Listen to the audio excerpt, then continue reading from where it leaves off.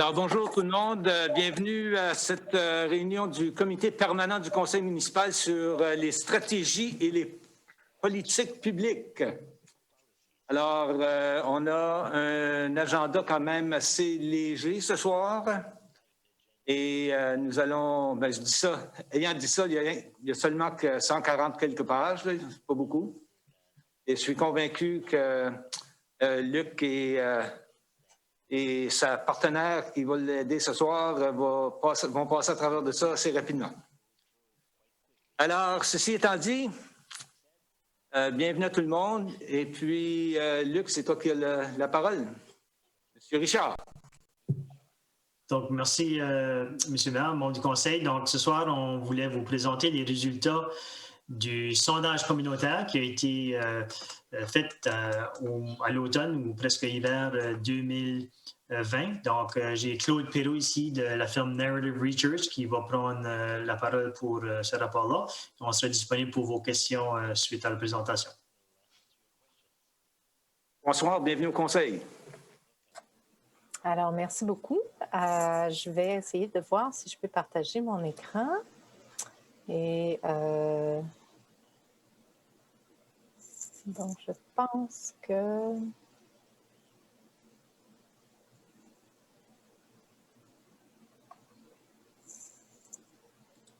OK, je pense que là, vous devriez voir... Oh, non. Ça en vient, OK, donc vous devriez voir maintenant mon écran. C'est bien ça, OK. Il semble que j'ai le mauvais écran. J'ai quelques écrans ici. Alors, on va changer ça ici. Alors, j'aimerais vous remercier de l'opportunité de vous présenter les résultats du dernier sondage qui a été effectué auprès des citoyens et des citoyennes de la ville de Dieppe.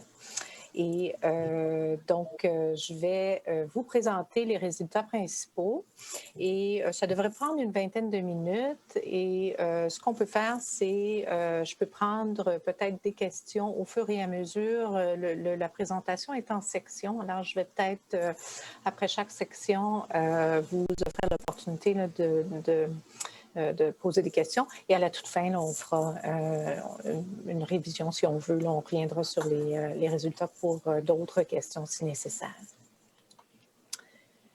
Alors, le sondage, juste pour vous donner un aperçu du contexte de l'enquête, c'est une enquête qui a été effectuée en 2011, 2014 et 2017. Et les résultats que je vous présente, c'est pour la dernière enquête qui a été effectuée à l'automne, vers la fin de l'automne 2020.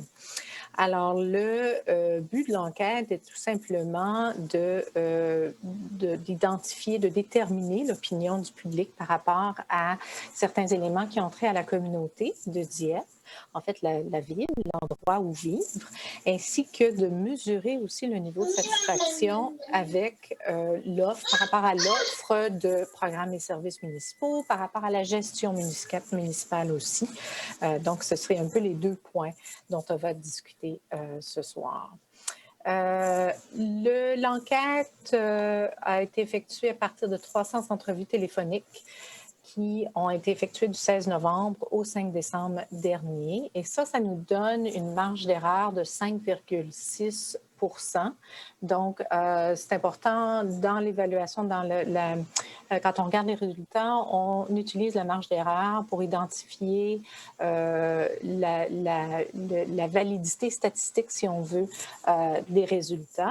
Alors, quand il y a une différence entre deux populations ou deux segments de la population, disons, qui est au-delà de 5,6 %, on peut dire qu'il y a un certain niveau de confiance dans la différence d'opinion. Donc, c'est un peu comment on utilise la marge d'erreur, juste pour vous informer là, avant de présenter les résultats. Un autre petit point aussi, les données ont été pondérées en fonction de l'âge et du sexe aussi des résidents. Et ça nous permet en fait de s'assurer que les résultats soient représentatifs ou du moins statistiquement représentatifs de la population selon ces données-là, selon ces critères-là. Alors, on va entrer dans le gros des résultats ici. On va commencer par parler un petit peu des perceptions par rapport à la communauté de Dieppe et globalement l'évaluation de la ville de Dieppe comme endroit où vivre demeure globalement, généralement positive. Alors, je veux noter ça. Et plus particulièrement, ce qu'on va voir dans les prochaines diapos, c'est que le sentiment d'appartenance et de fierté de la population demeure fort et la qualité de vie à Dieppe continue d'être reconnue. Par contre, l'opinion par rapport aux loisirs et à l'offre culturelle et un petit peu par rapport à la sécurité est un petit peu moins favorable qu'il y a 3 ans. Rien de très sérieux, mais ce sont des endroits qui sont ressortis là, à l'enquête comme peut-être des endroits où il pourrait y avoir des améliorations. Alors, si on commence par le niveau de fierté, alors il est très élevé. Il totalise 96 % de la population qui est fière finalement de vivre de leur communauté, de la communauté de Dieppe. Et cette proportion-là est divisée entre ceux qui se disent assez fiers et ceux qui se disent très fiers de la communauté. Un petit point ici, le niveau global de fierté, c'est-à-dire le niveau total de fierté, il est similaire indépendamment de la langue d'usage. Par contre, si on regarde ici, dans le petit carré là, par-dessus le graphique, on note que le sentiment est plus prononcé chez les francophones, c'est-à-dire que 56 % des francophones se disent très fiers de leur communauté, tandis que cette proportion-là, elle est de 33 % chez les anglophones et 38 % chez les ménages ou dans les ménages qui sont bilingues, chez les individus qui sont bilingues. Alors, on a aussi regardé les perceptions par rapport à la qualité de vie à Dieppe. Et dans ce cas-ci, on a des données historiques là, depuis 2011. Dans ce cas-ci, Dieppe continue d'être en grande partie perçue comme offrant une bonne qualité de vie. Alors, on peut voir que 83 % de la population qui pense que la qualité de vie est soit bonne, soit excellente. Et on avait une échelle de 1 à 10. Donc, 1 était mauvaise, si on veut. Là, je pense que c'est peut-être là. 1 signifiait, 10 signifiait excellente et 1 signifiait mauvaise, exactement. Donc, en regroupant les notes de 8 à 10, on réalise que 83 % de la population trouve qu'il y a une bonne qualité de vie à Dieppe. Et ce pourcentage-là, il est exactement le même qu'il y a 3 ans. Il est un petit peu plus élevé qu'il y a qu'en 2014. Par contre, il est similaire à 2011.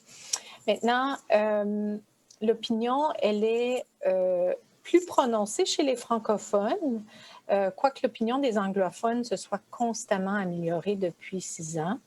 Alors, si on regarde ici, donc chez les francophones, 86 % de la population en 2020, la population francophone, trouvait qu'il y a une belle qualité de vie à Dieppe.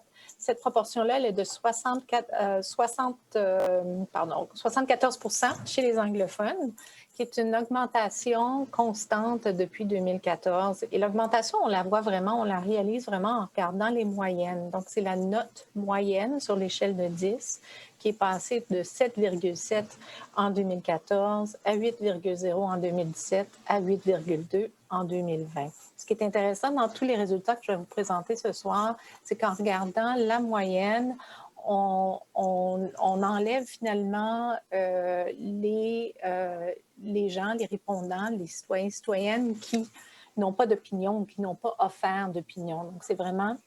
on compare des pommes et des pommes d'année en année. Des fois, les proportions des résultats diminuent ou augmentent, mais c'est parce qu'il y a une augmentation du nombre de répondants ou enfin du nombre de personnes qui donnent une opinion. Donc, en regardant la moyenne, on a vraiment une meilleure idée de ce qui se passe là d'année en année.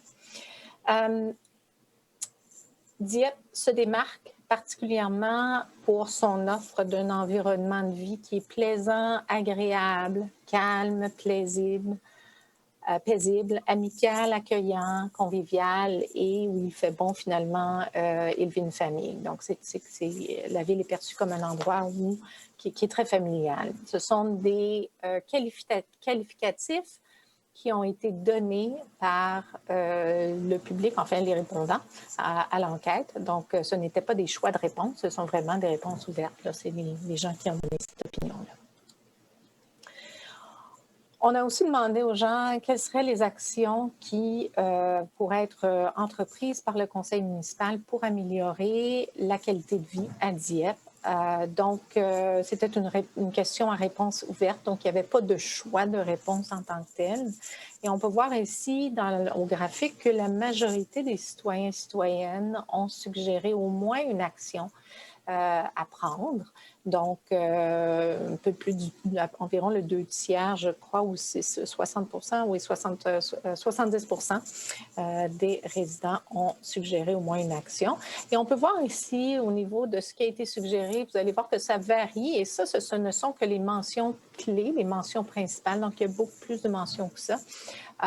Les principales varient entre 5% et 9%. Donc, il n'y a rien qui ressort du lot, il n'y a rien de problématique en tant que tel. Et il semble que ce sont de petites choses ici et là qui ont trait, entre autres, aux nouvelles infrastructures, donc l'ajout d'infrastructures, l'amélioration au niveau du transport public, au niveau du réseau en tant que tel, des suggestions par rapport à la réduction des taxes, à l'augmentation du logement abordable, et on va voir un peu plus tard que ça revient au niveau des autres questions.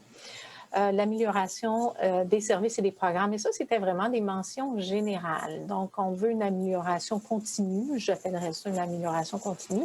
Souvent, quand les gens font des commentaires qui sont un peu généraux, c'est ce qu'ils désirent, ou il n'y a rien de vraiment problématique à identifier. Il y avait environ 5% des mentions qui avaient trait à l'amélioration de la circulation, toute la circulation routière, au niveau du trafic aussi. Et enfin, environ 5% aussi au niveau de l'amélioration des installations de loisirs. Je vais revenir un peu sur les nouvelles infrastructures parce que c'est quand même assez diversifié en tant que réponse. Il y avait des mentions par rapport au développement du centre-ville, à l'augmentation de l'offre en restauration et l'offre d'attraction.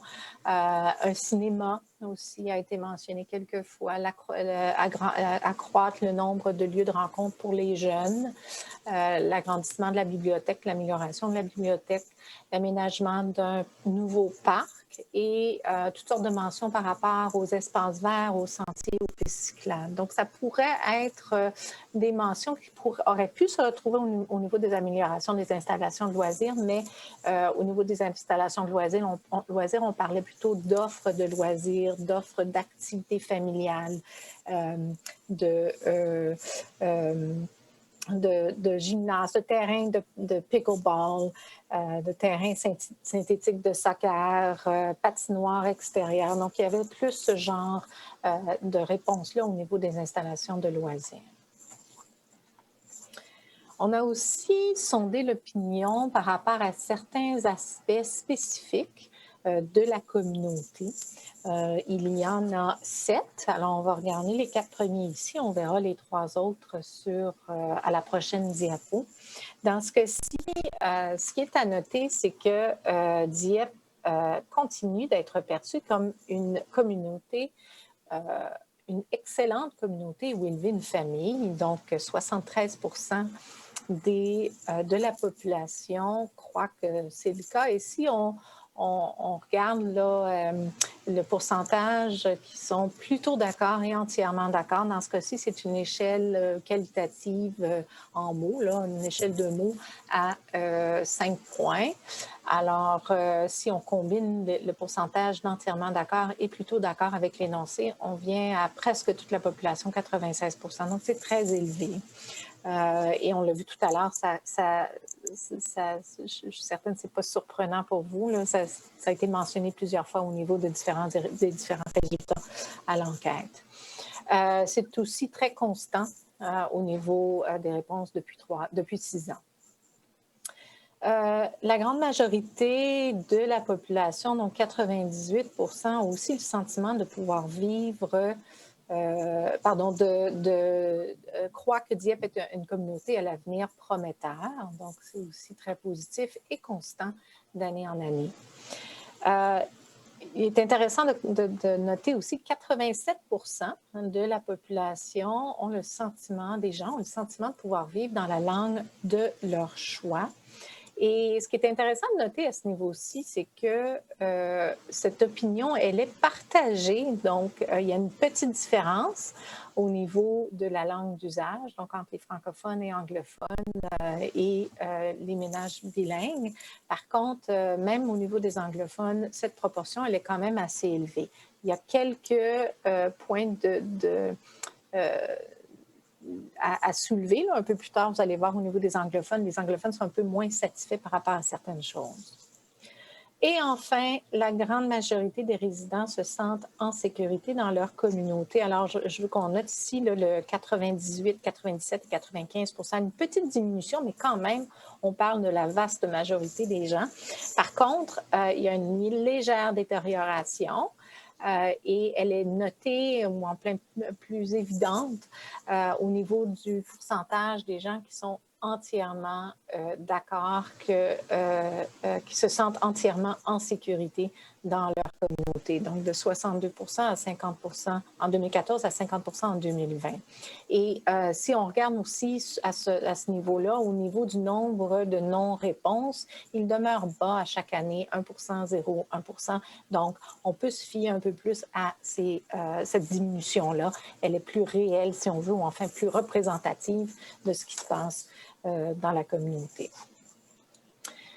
Au niveau des autres éléments qui ont été évalués par rapport à la communauté, l'opinion des citoyens et citoyennes est généralement favorable en ce qui a trait à l'inclusion et l'accessibilité aux loisirs. Alors, on peut voir que 86 % des gens croient que c'est le cas, que les loisirs à Dieppe permettent l'inclusion et sont accessibles à tous, quoique il y a seulement 43 % qui sont entièrement d'accord avec cet énoncé-là. L'histoire est un petit peu, enfin, ça reflète un peu ce qu'on voit aussi au niveau de la vie artistique, la richesse, pardon, de la vie artistique et culturelle. Alors, on peut voir que 83 % globalement se disent, de la population se dit satisfait, qui est quand même une petite diminution par rapport aux années antérieures, notamment au niveau au niveau global de satisfaction, si on veut. Si on regarde au niveau de l'environnement, donc la détérioration ici, au niveau de l'environnement, on peut voir que 92 % des résidents qui croient que Dieppe est une communauté respectueuse de l'environnement. Et ça a changé un peu par rapport à l'année passée, surtout au niveau du pourcentage qui est entièrement d'accord. Il faut noter qu'il y a eu des légers changements de formulation là, à la question en 2020. Donc, ça pourrait expliquer une petite proportion de la différence. Par contre, les questions étaient assez similaires qu'on peut les comparer. On peut comparer les résultats d'année en année.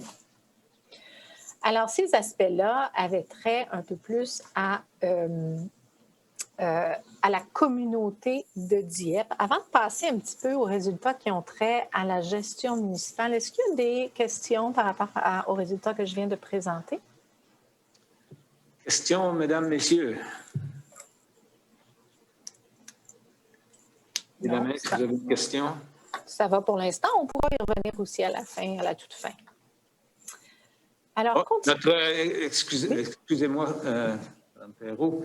Oui? Notre directeur général a une question. Allez-y. Oui. M. Melançon. Oui, bonsoir, merci.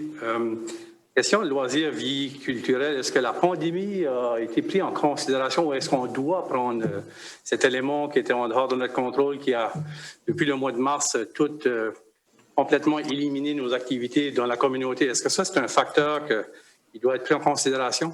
Oui, tout à fait. Et vous avez tout à fait raison à ce niveau-là. Il est important de comprendre que le sondage est un petit peu une photographie de ce qui se passe à un moment donné. Hein. C'est le cas de tous les sondages quantitatifs.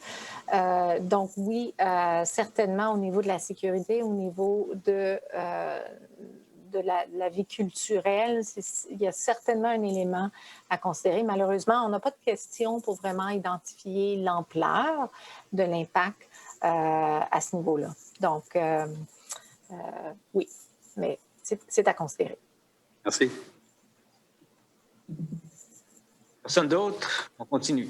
Merci. D'accord.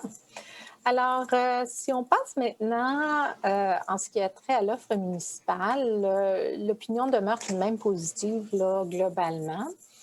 Et ce qu'on a noté, c'est que Dieppe est de plus en plus perçu comme offrant un bon rapport qualité-prix. Et aussi, le niveau de satisfaction avec les programmes et services municipaux a augmenté légèrement depuis 3 ans. Donc, globalement, les citoyens et citoyennes sont satisfaits de la gestion municipale, mais aussi de l'infrastructure municipale. Alors, quelques résultats qui sont évocateurs ici. Il y a quand même les 3/4 de la population qui pensent que Dieppe offre un bon ou un excellent rapport qualité-prix. Et ça, c'est en considérant les services municipaux qu'ils ont reçus par rapport aux taxes municipales qu'ils ont payées. Alors, c'est quand même très bien, mais il faut noter par contre que la majeure partie donne une note de bonne plutôt que excellente, comme on peut voir à l'illustration là, à l'écran. Et ce qui est quand même intéressant, c'est que les résultats restent relativement stables depuis 6 ans. Alors, c'est un aspect tout à fait positif. Si on regarde ici au niveau des programmes municipaux, alors le niveau de satisfaction représente un peu plus de la moitié de la population, donc 57 des résidents ont donné une note de 8 à 10 sur une échelle de satisfaction de 10 points. Et presque tous les autres ont offert une note modérément positive, ce qu'on appelle une note modérément positive qui est en fait de 5 à 7 sur l'échelle. Si on regarde les moyennes au graphique, c'est quand même évocateur. On est à 7,6 comme moyenne en 2020 et ça c'est quand même assez comparable. C'est une petite augmentation par rapport aux années antérieures, mais quand même, nous, dans nos résultats, on la considère plutôt comparable. On a aussi demandé le niveau de satisfaction ou enfin évalué le niveau de satisfaction envers l'offre d'espace public et d'équipements communautaires plus globalement. Il y a une bonne majorité, 67 de la population qui est satisfaite de l'offre d'espace public et d'équipements communautaires. Mais encore une fois, si on regarde au graphique, ça nous donne un petit peu une variabilité, c'est-à-dire qu'il faut noter ici qu'il y a une grande proportion de la population qui est positive, qui est en fait qui donne une note de 8, donc pas nécessairement une note très élevée, positive très élevée, mais quand même positive intéressante. En termes de gestion municipale, la population demeure généralement satisfaite de la gestion globale de la municipalité, quoique l'opinion est partagée par rapport à certaines initiatives qui sont présentement envisagées. Alors, regardons comment les résultats nous permettent de déterminer ça. Alors, on a ici évalué certains aspects de la gestion municipale. Il y en avait 8. On va les regarder sur deux diapos. Alors, tout d'abord, la municipalité est perçue comme un gestionnaire assez responsable. Donc, 54 de la population sont d'accord. On donne une note de 8 à 10 et presque tout le monde, tous les autres, donnent une note moyenne de 5 à 7 pour une moyenne globale de 7,4, ce qui est une légère accroissement par rapport aux années antérieures, mais rien de très significatif. En regardant dans ce cas-ci les résultats, oui, on peut voir l'augmentation. La municipalité aussi, une bonne moitié de la population croit que la municipalité pratique un gouvernement accessible et ouvert et accessible. Encore une fois, la moyenne de 7,4 et qu'elle fait des efforts nécessaires pour impliquer les résidents dans la prise de décision. Quoique à ce niveau-là, on tombe à environ 40 de la population qui est de cet avis-là. Mais ça n'a pas changé beaucoup d'année en année, donc au cours des ans. Donc, ça suggère que c'est à peu près la même chose qu'auparavant. On a aussi, au niveau de la situation financière de la municipalité, il y a 40 qui croient qu'elle est très favorable.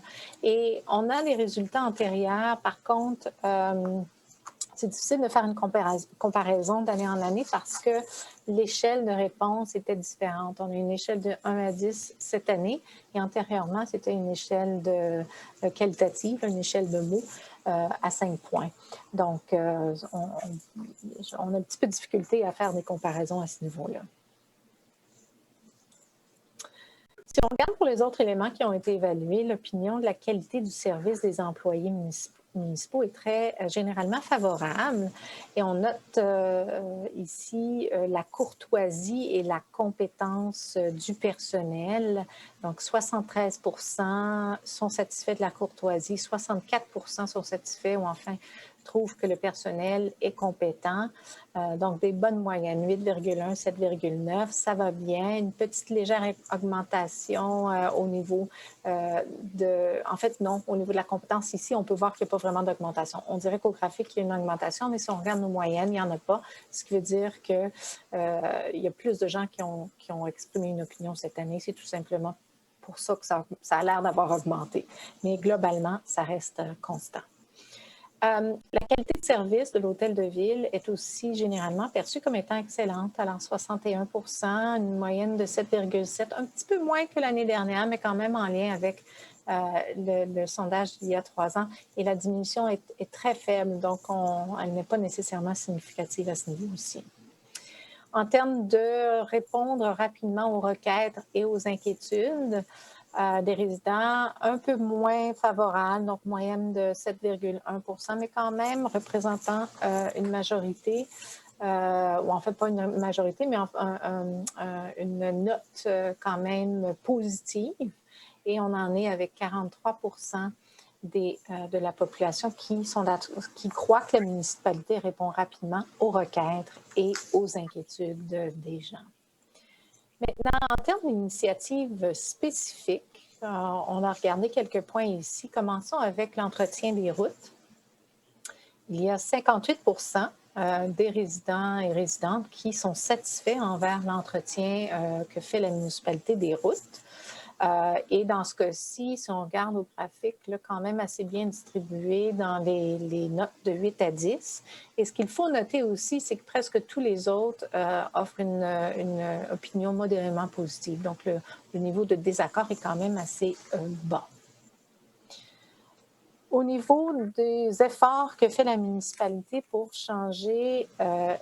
contrer les changements climatiques, l'opinion favorable est moins prononcée. On en est à 34 qui sont satisfaits des efforts de la municipalité à ce niveau-là. Mais il y a quand même 43 qui donnent une note de 5 à 7. Donc, ce n'est pas que les gens ne sont pas satisfaits, mais ils ne sont pas très satisfaits de l'effort qui est effectué. Ça peut être, des fois, quand on voit ce genre, surtout sur des échelles de 1 à 10, ça peut vouloir... ça peut avoir un lien un petit peu avec le manque d'information. Donc, on ne peut pas faire ce genre de conclusion-là, mais gardez en tête que c'est le fait que le niveau de désaccord est bas. Donc, ça peut nous donner un indice que c'est peut-être un petit peu un facteur qui modère l'opinion des gens. En termes d'élevage de poules en milieu résidentiel, l'opinion est plus mitigée dans ce cas-là. On voit très bien au graphique qu'il y a quand même 38 de la population qui est d'accord avec l'idée de permettre aux gens d'élever des poules dans leur cour, mais il y a 30 de la population qui s'oppose à cette idée-là. Et puis, les autres sont un petit peu entre les deux, si on veut, là, modérément positif par rapport à l'idée. La moyenne, elle n'est que de 6,0.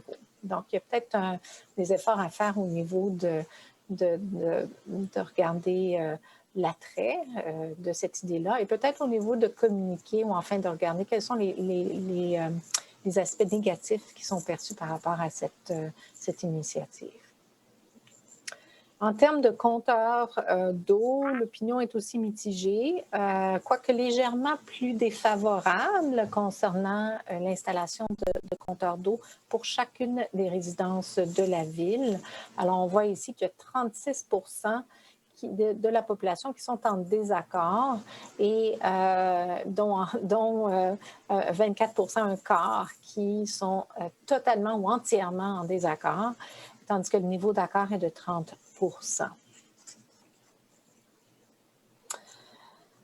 Enfin, on a eu une question aussi au sondage, une question ouverte. C'est une question où il n'y a pas de choix de réponse qui est fourni, où on a demandé aux gens d'identifier la problématique locale ayant le plus besoin de l'attention de la municipalité. Et ce qu'on peut voir au graphique ici, il y a beaucoup de choses, mais entre autres, qu'il y a plus du 3/4 des répondants qui ont identifié au moins un aspect qui requiert l'attention de la municipalité.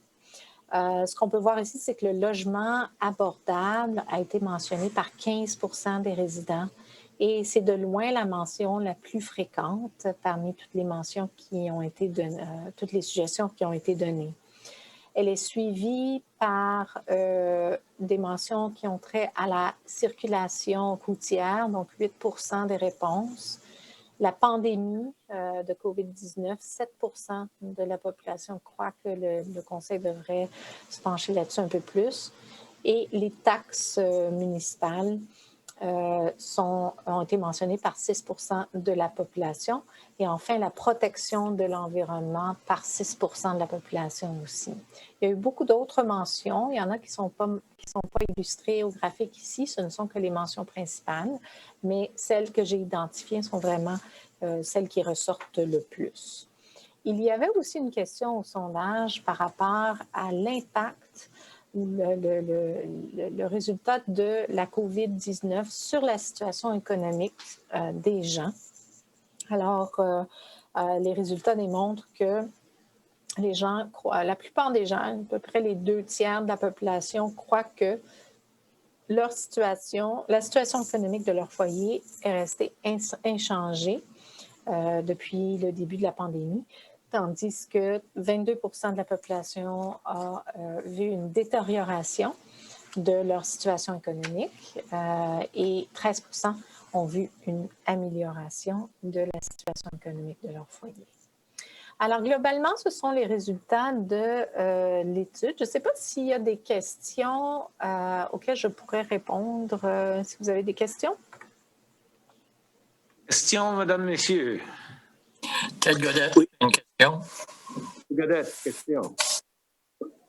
Merci, Monsieur le maire. Ma question est du côté le sondage par rapport à vivre dans sa langue, car on parle et surtout du côté anglophone.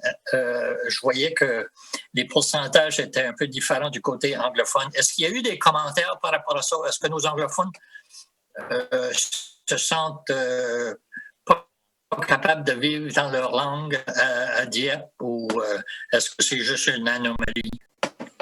En fait, il n'y a pas de commentaires reliés à ce résultat-là spécifiquement. Par contre, il y a des commentaires qui sont ressortis à travers d'autres questions.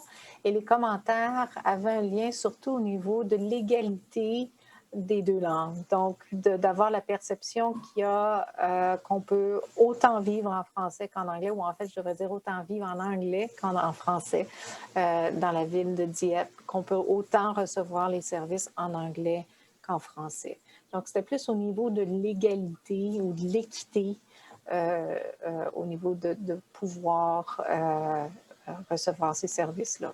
Et je ne sais pas jusqu'à quel point c'est une question de perception plutôt qu'une question de service. Merci. Quelqu'un d'autre? Oui, monsieur. Cormier. Merci, monsieur le maire. Ma question, c'est, dans votre échantillonnage de 300 personnes, quel pourcentage était francophone et quel pourcentage anglophone? Ou le nombre approximatif? Oui, je vais aller voir ça ici. On a eu... Donc, langue d'usage, il y avait dans l'échantillon non pondéré 200 répondants francophones, 62 anglophones et 19 qui se disaient de milieu bilingue. Alors, nous, on a réajusté les proportions. Donc, en fait, en pondérant les résultats, ça a réajusté les proportions à environ le quart des répondants, un peu moins du quart des répondants anglophones.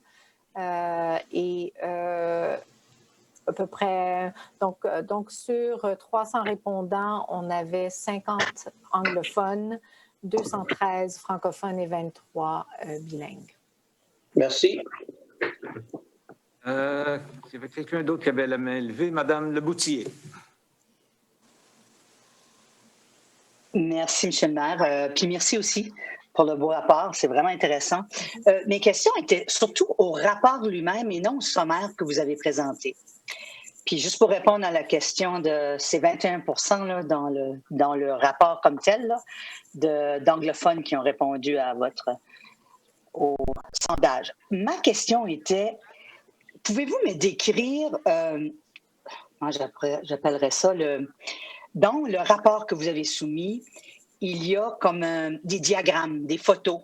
Ça représente quoi? Si je vais à la page 11 de votre rapport, c'est marqué « Dieppe est une excellente communauté où élever la famille ». On met 75 femmes, 71 hommes. Pouvez-vous me décrire comme chacune des boîtes pour que qu'on puisse suivre à la fin là, chacune? Parce que c'est vraiment intéressant ça aussi, là, ces diagrammes-là. Oui, tout à fait. Et là, je le mettrai à mon écran. Je m'excuse, on a un problème de réseau. Donc, je ne peux pas avoir accès à mes documents présentement. Donc, les graphiques, ou enfin les illustrations auxquelles vous faites référence, ça permet d'avoir un aperçu des différences d'opinion entre les différents segments de la population. Donc, s'il y en a si vous vous souvenez peut-être au rapport, donc ça donne un aperçu de la différence au niveau entre hommes et femmes, au niveau des 3 groupes d'âge, au niveau je pense qu'on avait au niveau du revenu, du ménage, au niveau du niveau d'éducation des gens, de la langue d'usage, et je pense qu'on avait le logement, si je me souviens bien. Et en dernier lieu, depuis combien de temps ces gens-là sont à Dieppe, habitent à Dieppe. Donc, je ne sais pas si ça répond à vos questions. En fait, ce que ça permet, c'est de voir où est-ce qu'il y a des différences d'opinion. Dans certains cas, les différences sont significatives. La plupart du temps, s'il y a une différence d'au moins 6 points, ce n'est pas toujours la marge d'erreur qui fonctionne ici. Il y a d'autres éléments statistiques qui entrent en ligne de compte, mais ça permet aussi de voir des différences moins importantes qui dressent un profil, si on veut, là, au niveau de l'opinion de la population. Je vais juste, encore une fois, bien comprendre, puis j'arrêterai là, puis peut-être que M. Luc pourra faire le... Fait que si je prends la première boîte de toutes, c'est marqué 75 femmes, 71 hommes. Dans la question « Dieppe est une excellente communauté où élever une famille ». Est-ce que ça veut dire que 75 des femmes qui ont répondu ce questionnaire-là sont entièrement d'accord et 71 quand on met la boîte des hommes ont répondu entièrement d'accord à cette question-là? Exactement. Et je crois que c'est ça qui est au rapport. Et dans l'illustration, vous allez voir là, où est-ce qu'il y a le titre. Est-ce que ça dit entièrement d'accord? Je crois que ça dit entièrement d'accord. Oui. Oui, donc c'est exactement ça. Donc, ça vous permet de voir s'il y a une différence d'opinion dans ce cas-là entre les hommes et les femmes par rapport à cet énoncé-là. Merci, c'est excellent. Bravo. OK. Si quelqu'un d'autre? Non? Ça va? Une fois? 2 fois? Vendu. Alors, merci, Mme Perrault. Luc, je ne sais pas si toi, tu as des commentaires pour faire un peu comme un wrap-up. Ben, je peux peut-être juste ajouter le fait que les gens vont se dire, ben, qu'est-ce qu'on fait avec ce rapport-là? Est-ce que c'est juste un document qui se retrouve sur une tablette? Non. On a déjà eu une discussion au niveau de la direction et la discussion se poursuit par rapport aux résultats. Chacun des services ou des secteurs a été demandé également de ressortir ce qui découlait du rapport qui est pertinent pour chacun de leurs rôles de responsabilité. Donc, on va y donner suite dans les semaines et dans les mois à venir par rapport à ça. Et par exemple, s'il y a des questions pertinentes, que ce soit les poules ou les compteurs d'eau, par exemple, on pourrait prendre ces exemples-là puis poursuivre une discussion communautaire pour voir un peu plus là, à fond les choses. Parce que c'était quand même un sondage où est-ce que les gens répondaient à une question. Parfois, il n'y a peut-être pas assez d'informations pour prendre une décision éclairée. Donc, c'est le genre de choses qu'on pourrait faire. Donc, on va donner suite au sondage et on vous reviendra au conseil municipal avec les détails. Okay, merci bien. Encore une fois, merci Mme Perrault. Ça fait plaisir. Les détails sont bien appréciés, un beau travail qui a été fait et c'est bien apprécié. Puis je suis convaincu que le conseil municipal, mais surtout l'administration, pourront bien profiter des commentaires. Puis ce sera au conseil municipal de les supporter là où c'est nécessaire ou de les cliquer dans le derrière quand ça deviendra nécessaire aussi. Okay, ça me fait plaisir. Merci. C'est moi. OK. Merci. Item 2. Je vais vous quitter à ce moment-ci, je crois. Merci bien. Au revoir. Oui, OK, merci. Au revoir. Au revoir. Item numéro 2, on est un petit peu en retard de 10 minutes, mais c'est pas grave. Aménagement du centre-ville et ses arrêtés. Oh, une seconde que je trouve le microphone pour... Non, c'est moi qui l'avais. Merci beaucoup, M. le maire, membre du conseil. Bonsoir. C'est ça, ce soir, je pense qu'on voulait vous présenter un peu un survol de l'aménagement du centre-ville des dernières années. Juste les tendances, la vision aussi que le conseil a accepté et adopté là, avec WSP et l'atelier urbain. Puis, ce soir, c'est vraiment juste présenter globalement qu'est-ce qui se passe ces dernières années. Le conseil municipal a adopté aussi des politiques pour stimuler le développement du centre-ville. Puis, on veut justement là, vous montrer le fruit des résultats qui est quand même assez intéressant. Puis après ça, on va quand même acheminer ce dossier-là qu'on parle ce soir. C'est important de prendre en considération qu'on a aussi le processus d'amendement là, qui se fait parallèlement. Puis on va entamer le processus légal là, dès le 25 janvier avec une présentation publique et le 8 février. Il y a quand même beaucoup d'informations là, qui vont être discutées lors de ces deux soirées-là. Mais ce soir, on fait vraiment là, un exprès là, pour parler du centre-ville comme tel. Puis, c'est une genre d'introduction à ce qui va être proposé là, lors des audiences là, du plan municipal et de l'arrêté de zonage.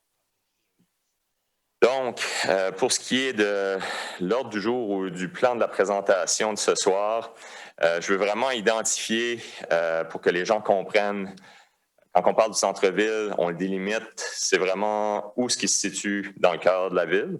Aussi, on va identifier la zone d'intensification du centre-ville. C'est vraiment là où ce que la municipalité, pour stimuler les investissements privés, donne des incitatifs. Ça sera bon de vraiment bien comprendre aussi c'est quoi les incitatifs dans le secteur. Je ne rentrerai pas en détail au niveau financier. Ça, c'est déjà des présentations qui ont été présentées au conseil puis acceptées.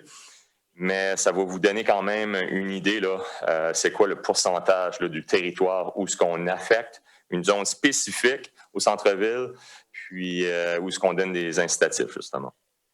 On va parler aussi, comme j'ai mentionné, là, les constructions qu'on a vues monter de toutes pièces au centre-ville. On va aussi parler des dispositions actuelles du centre-ville, mais plutôt qu'est-ce qu'on propose au conseil municipal de modifier. Puis, on veut aussi parler là, des modifications ou comparer ce qu'on fait ici à Dieppe versus Moncton. Parce qu'on a souvent des discussions avec des développeurs, puis souvent, on a soit des commentaires ou des perceptions où est-ce que telle ville a un avantage versus l'autre municipalité, vice-versa. Mais c'est ça. Ça fait, nous, on veut vraiment vous montrer c'est quoi vraiment le document ou ce que la ville de Moncton ont versus le centre-ville de Dieppe, qu'est-ce qui est nos incitatifs versus les incitatifs de Dieppe. Puis, c'est juste pour démontrer qu'au niveau du centre-ville de Dieppe, on a des incitatifs beaucoup plus attrayants que ceux de la ville de Moncton. Encore là, je ne rentrerai pas dans les détails, ça a été présenté, puis c'est le service de finances là, qui est plus apte là, à répondre à ces questions-là au niveau des apports financiers.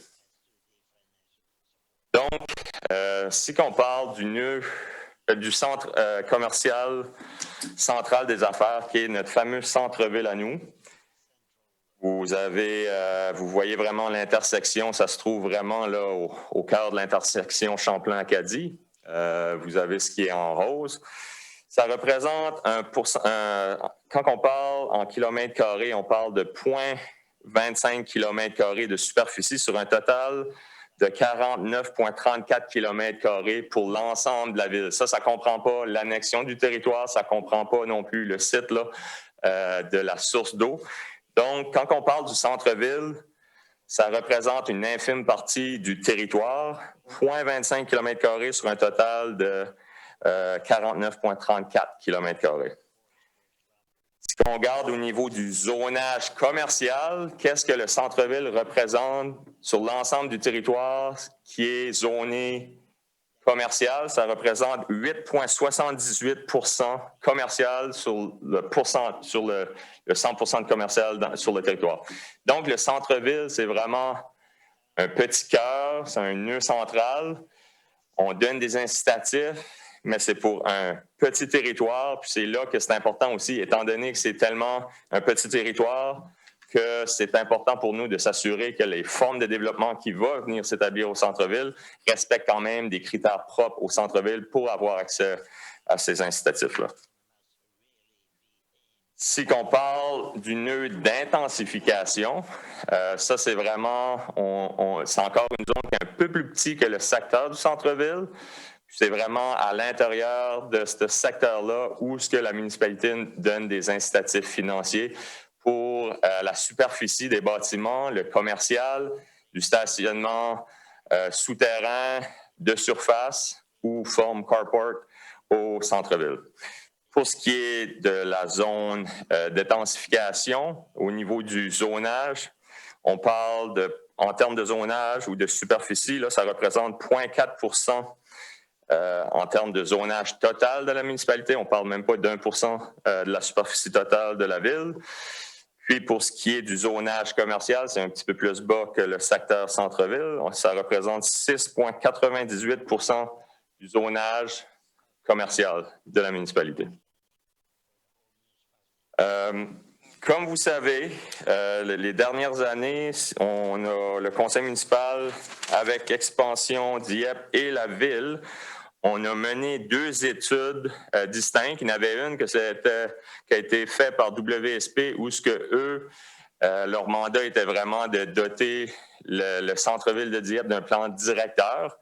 Puis c'était en lien avec une étude spécifique au niveau du stationnement, le gabarit, la densité, la forme urbaine que devrait avoir ton centre-ville. Ça a été calculé vraiment à donner des recommandations à la ville pour s'assurer que les gabarits de 3 à 4 étages font en sorte que on évite là, des investissements publics prématurés au niveau du stationnement, que ce soit pour un garage étagé ou ainsi de suite. Ils ont vraiment fait des calculs. Ils ont fait des analyses au niveau des espaces de stationnement et tout ça. On parle de WSP qui était pour ce qui est des secteurs privés ou les terrains privés ou qui appartenaient justement à Expansion Dieppe. Puis ils ont venu avec la conclusion que le gabarit devrait se jouer alentour de 3 à 4 étages. Suite aux recommandations de WSP, à l'époque, on permettait des bâtiments de 2 étages. En 2017, on a fait un amendement pour aller avec un minimum de 3 étages pouvant y aller là, jusqu'à 20 mètres, qui représente à peu près 5 à 6 étages. Pour ce qui est du guide d'aménagement du centre-ville, Atelier urbain nous ont présenté un concept d'aménagement pour tout ce qui est du domaine public. Encore là, ils ont parlé des gabarits. Les gabarits, avec leur étude, ça venu aux mêmes recommandations, aux mêmes conclusions de WSP en termes de gabarits de 3 à 4 étages. Mais eux aussi ont été un peu plus loin pour le domaine public, que ce soit justement les gens qui se déplacent au centre-ville, les principales voies d'accès, que ce soit les trottoirs, les terrasses disponibles. C'est l'aménagement vraiment plus public du domaine public comparativement à WSP. Toute l'information qu'on a eue des deux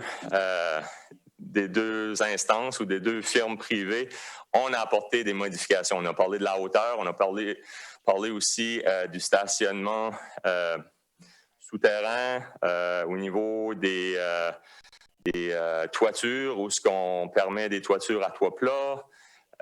Donc, c'est toutes des choses qu'on a amenées là, dans l'arrêté de zonage. On l'a fait vivre. WXP date de 2017, alors que le document du guide d'aménagement date de 2019. Maintenant, pour parler des constructions des dernières années, c'est un peu en lien avec les recommandations qu'on a eues, avec les dispositions qu'on a aussi à l'intérieur de l'arrêté de zonage. Ici, c'est pour démontrer vraiment qu'est-ce qui s'est fait les dernières années. Je donne un exemple ici, le bâtiment Quest au coin de Alain Gillette et l'Acadie. Malgré que c'est un bâtiment qui n'est pas à l'intérieur de la zone d'intensification, il n'y avait pas nécessairement besoin de rencontrer les exigences actuelles de la zone en termes de gabarits, matériaux, ainsi de suite. Par contre, si vous gardez vraiment ce bâtiment-là, c'est un bâtiment qui ont quand même respecté le caractère, la vision. Quand on regarde du pourcentage de fenestration au rez-de-chaussée, ils ont fait un effort aussi quand on parlait, c'est un bâtiment qui est 7 étages, mais si vous regardez là, le briquelé, il va jusqu'au 3e étage. Il y a un retrait à l'intérieur du bâtiment qui fait en sorte que pour l'échelle humaine est quand même respectée. Ça ne devient pas une façade qui est monotone avec aucun agencement. Ça ne crée pas une monotonie. Même chose avec les balcons. On a des balcons qui sont à l'intérieur, malgré qu'ils sont exposés, ils rentrent quand même à l'intérieur du bâtiment. Donc, c'est une façade qui est vraiment vivante. Fenestration au rez-de-chaussée. Ils ont même été au-delà de ce qui est le minimum de fenestration demandé. Donc, à un moment donné, il y avait une dérogation en termes de matériaux spécifiques de l'ordre de 6 %, mais en considérant ce qu'il apportait, il apportait de la fenestration 20 % de plus de fenestration au rez-de-chaussée. Donc, pour nous, c'était une dérogation qu'on jugeait raisonnable de donner aux développeurs. Un autre bâtiment qui s'est construit aussi, c'est 60 ou 50 rue du Marché, Gauvin. Encore là, c'est un bâtiment qui rencontre nos exigences, qui rencontre la vision aussi de la ville. Donc, c'est un bâtiment qui s'est fait quand même assez aisément, bâtiment de 3 étages. Au niveau de la vision d'atelier urbain, notre fameuse allée en mémoire évolution, on a justement un concept qu'eux nous avaient présenté.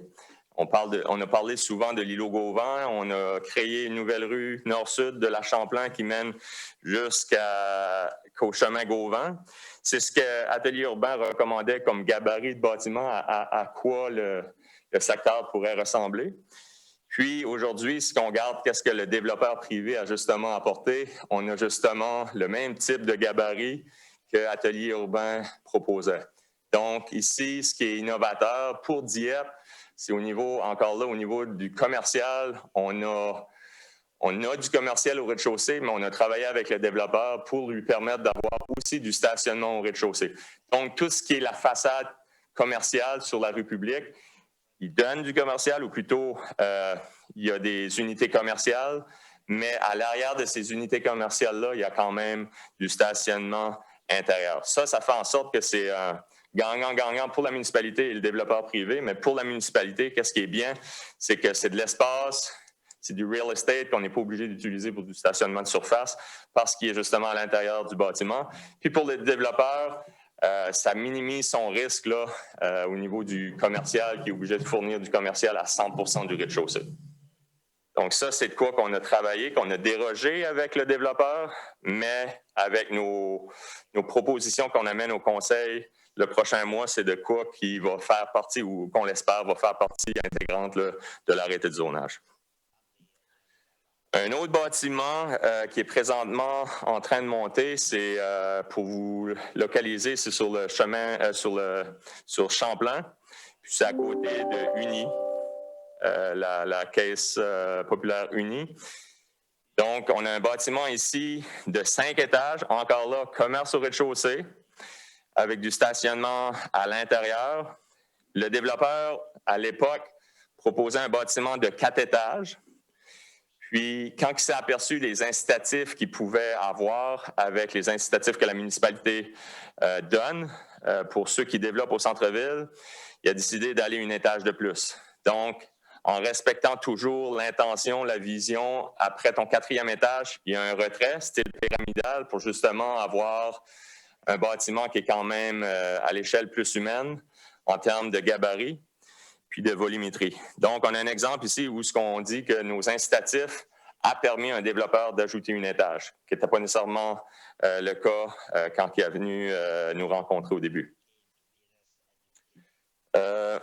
Maintenant, pour ce qui est des propositions qu'on va apporter, je ne vais pas passer mot pour mot, mais les grands principes un peu, là, c'est au centre-ville, on veut s'assurer que les bâtiments qui vont se développer au centre-ville, la plus grande façade du bâtiment va se localiser en façade de la rue publique. On veut éviter que sur un terrain, surtout qu'on demande du commercial au rez-de-chaussée, on veut éviter qu'un développeur nous arrive avec une petite façade pour remplir son commercial, puis le long bâtiment va à l'arrière. Donc, ça ferait des énormes découpures là, dans la trame urbaine. On appelle ça des vacuums, où tu as un bâtiment, tu as des espaces de stationnement, des espaces de stationnement. On est dans notre centre-ville. C'est le lieu le plus compact, le plus dense d'une municipalité. Donc, nous, on veut s'assurer qu'on crée cette ambiance-là là, qui est plaisante pour les utilisateurs, les piétons, les gens qui utilisent le centre-ville. Je peux pas venir.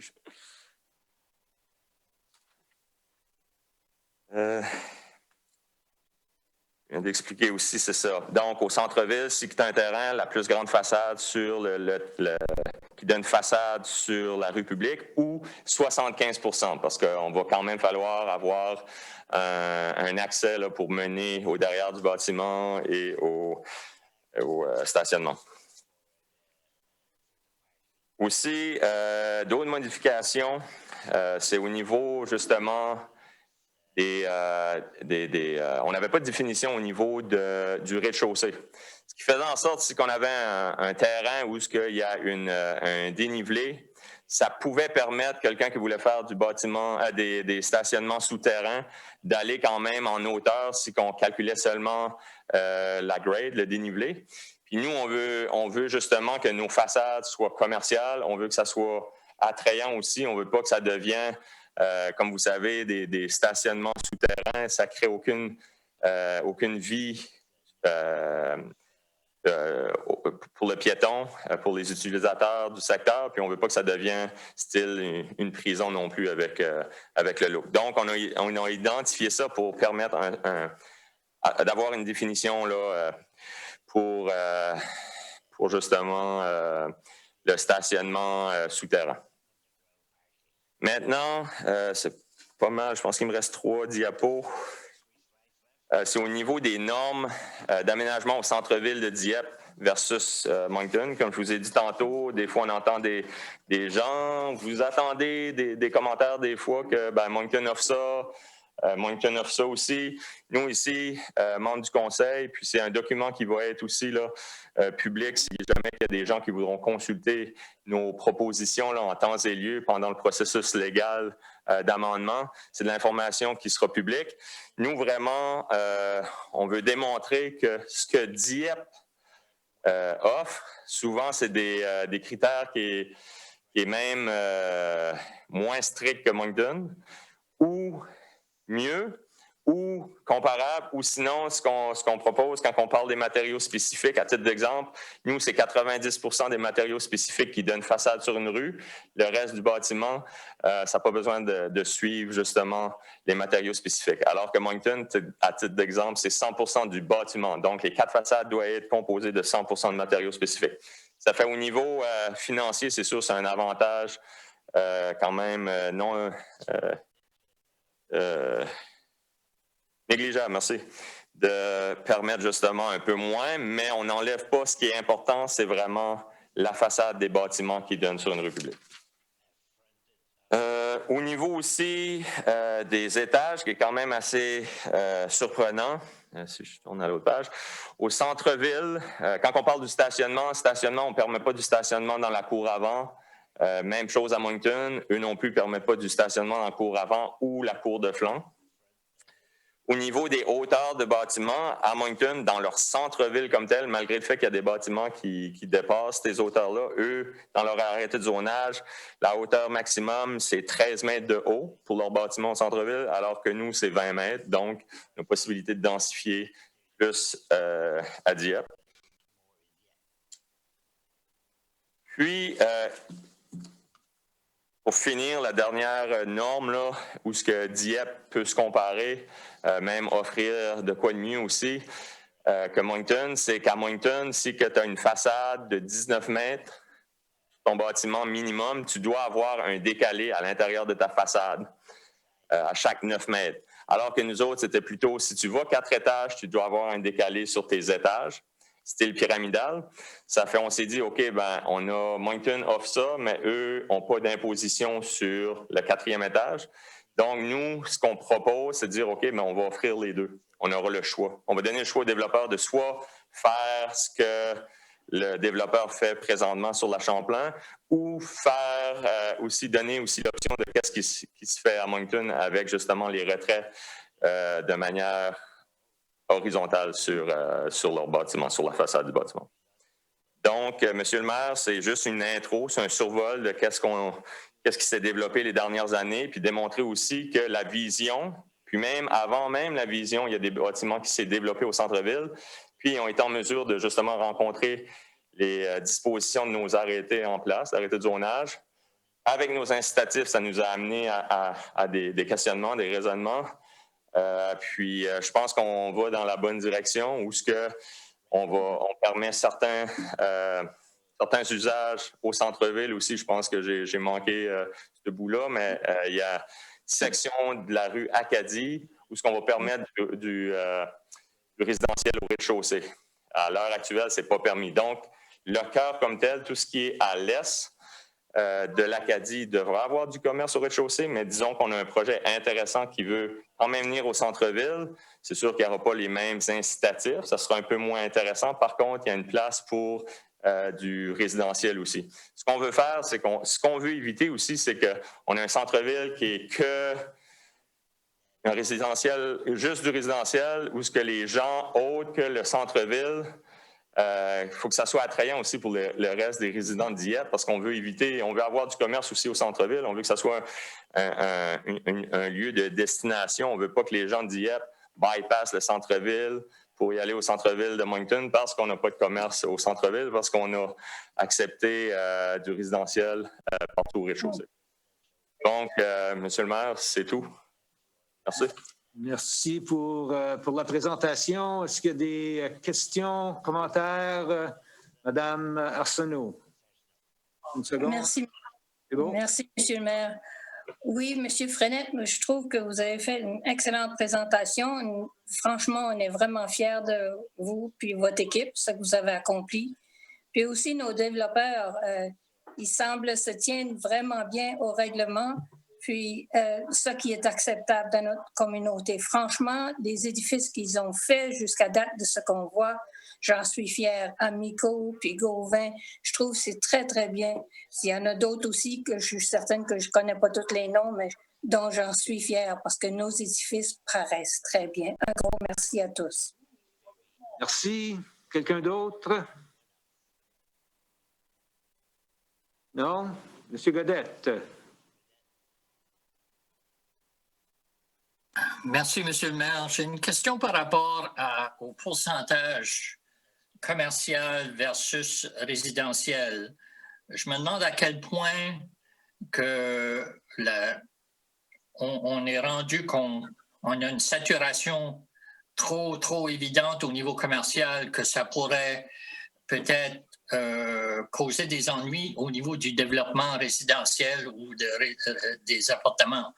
Parce qu'il y a beaucoup en forçant tous les développeurs d'avoir des commerces au niveau du plancher, je sais qu'on a fait des changements récemment qui permettent un stationnement dans la partie arrière. Mais est-ce qu'il arrive à un point, à un moment donné, où il faudrait cette clope et dire, OK, les pourcentages maintenant sont assez élevés au niveau commercial qu'on puisse permettre un peu de flexibilité là-dessus. Merci.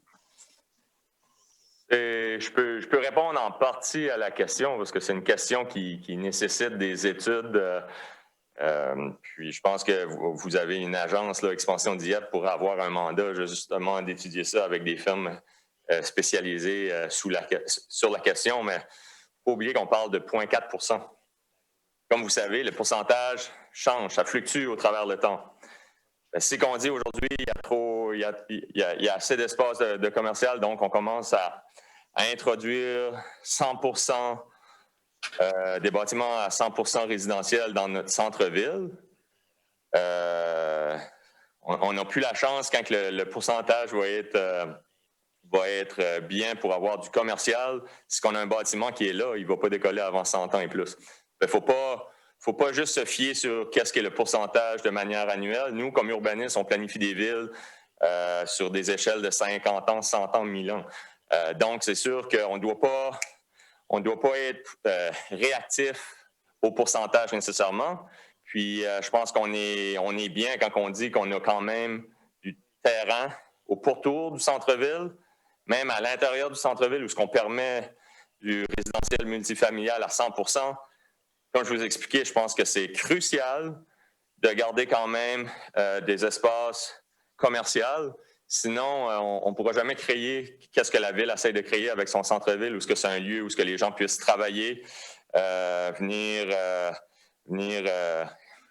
s'amuser, venir les trois, qu'est-ce qu'on dit toujours d'habitude, ça serait une erreur de faire ça basé sur qu'est-ce qui est le pourcentage en date d'aujourd'hui. Merci. Quelqu'un d'autre? Sinon, merci pour la présentation. Et puis, on va arrêter pour quelques minutes avant de passer, avant qu'on puisse se rebrancher pour la portion à huis clos, qui devrait s'avérer très intéressante, comme toujours. Alors, à tout à l'heure.